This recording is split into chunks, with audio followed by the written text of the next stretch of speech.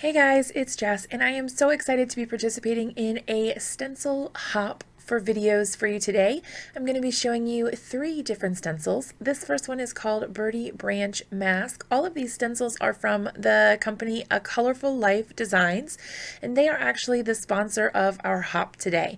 So as we look at these stencils, before I get started on my project, I did want to let you know a little bit about the hop. So there should be 20 stops on the hop today, and you have a chance to win one of 10 $15 gift cards to A Colorful Life Designs. So you can pick up some stencils of your own. In order to win, you just have to listen to each video for the secret word and comment that secret word on the video to be entered. And then they will announce the winners and pick 10 winners for $15 gift card each. So be sure to listen to the whole video and find that secret word. Comment down below for your chance to win. So for my card, I chose the Damask. I never know how to say that, you guys. Damask? You tell me in the comments too. Put that down there. How do you pronounce this word? Anyhow, this pretty almost wallpaper sort of stencil, and I thought it would be really cute to do an ombre sort of ink blending effect. So I have used Distress Oxides in Tumbled Glass, Faded Jeans, Blueprint Sketch, and Chipped Sapphire. I thought that was a really nice gradient for my blue colors, but I decided to take it one step further, and now I'm going to use some translucent embossing paste, and I'm using a Nuvo media spatula to apply that through the stencil. You can see in the background there, I am using my Make Art Station from Wendy, Vecchi, and Ranger to hold my stencil in place so that I don't have to worry about it moving while I'm applying that. I don't have to even use my hands, which is amazing. Those magnets are really strong and they make sure that your stencil doesn't move at all. I really like this, so I definitely get a lot of use out of it. So you do want to remove the stencil right away. Peel that back nice and carefully so you don't smudge or smear your embossing paste, and then go ahead and set it aside to dry. Now I'm going to go ahead and stamp out my image for my card. I stamped out 2 because I had a little bit of a smudge on the first one, just because I wasn't careful with my stamping, so I just stamped a second one. And now I'm going to cut out a partial mask for my little guy. I wasn't really sure what I was going to be doing when I first started, but I decided actually to give him a little piece of ice, or her, I guess. I ended up making it a girl.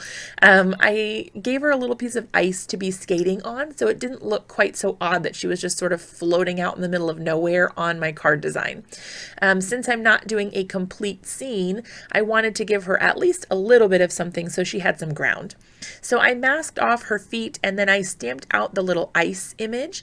Now this is a stamp set from Fawn called Beary Happy Holidays, and I really love Fawn. You guys know, if you watch my channel, that I really like to use their stuff. They make the cutest little scenes, and I always am really happy with the way that those turn out. So in the spirit of loving Fawn and loving this stamp set, I think my secret word is going to be berry, like a bear, B-E-A-R-Y. So make sure that you comment down below with that secret word berry somewhere in your sentence. Try to use it naturally so it doesn't give it away if someone else hasn't watched the video, but definitely drop a comment with that down below for your chance to be entered to win. And then I have popped up the colors here for you as I'm going through so that you know which colors of the Spectrum Noir alcohol markers I am using. And then I also did create a color map at the end so that you can take a screenshot if you're interested in which color combinations I have used here, just so that you can keep it in case you're looking for those color combinations to save. So I've colored up the bear, and now I am moving on to the ice. I'm going to go ahead and pop a little bit of music on just while I finish up coloring, and then I'll be right back with you to finish the rest of the card.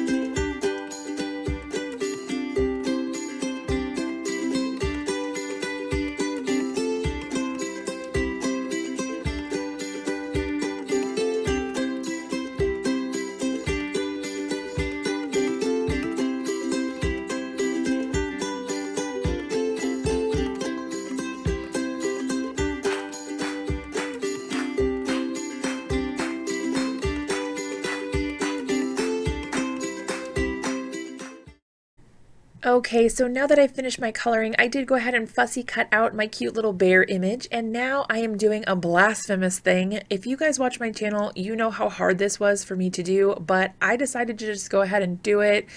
It hurts my heart even to watch this back now that I'm doing the voiceover and see me cut it again and again, but it worked out and hopefully I won't regret it later. But I'm just getting my placement all set up. Now this was all one line of text for the sentiment. It says, "May your days be berry and bright." And I really like the sentiment, but I wanted it to be stacked and I didn't feel like having to like mask things off and restamp and worry about stray embossing powder everywhere. So I just went right ahead and cut the sentiment, and I can always put it back in place and fit it together nicely if I need to use it as a whole straight sentiment in the future. Like I said, hopefully I don't regret it. I'll let you know if I do. So I'm using my mini Misty here to go ahead and get the placement right for the sentiment, and just sort of like keeping things mocked up or laying them in the area I think that I want them to go so that I can get a good idea of my placement.